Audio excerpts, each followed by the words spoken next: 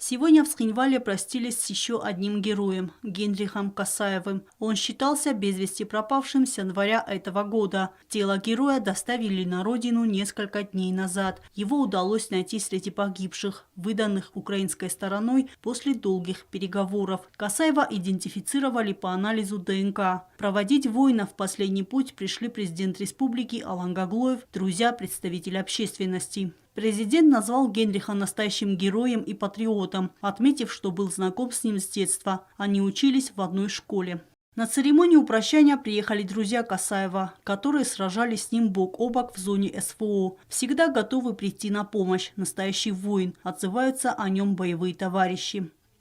Генрих Касаев мужественно и отважно сражался и погиб в ходе ожесточенных боев у населенного пункта Авдеевка. Взвод, в котором служил Касаев, попал в окружение. Герой Абхазии Вианур Ашба назвал Касаева настоящим патриотом, до конца исполнявшим свой боевой долг.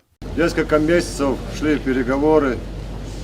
С той стороны нам удалось наших братьев, количество 7 человек, ветеранской группы и боевой ветеранской группы удалось нас вытащить. Гену я не знал близко, я по рассказам боевых друзей, его товарищей, много наслышан его боевые заслуги. Он сделал все возможное и невозможное. Сегодня я искренне сочувствую матери, семьи и близким боевым товарищам. Касаев служил спасателем в МЧС Южной Осетии, зарекомендовав себя как надежный, ответственный коллега и друг. Указом президента Генрих Касаев награжден посмертно медалью защитнику Отечества. Воину было 47 лет. Без отца остались 3 детей.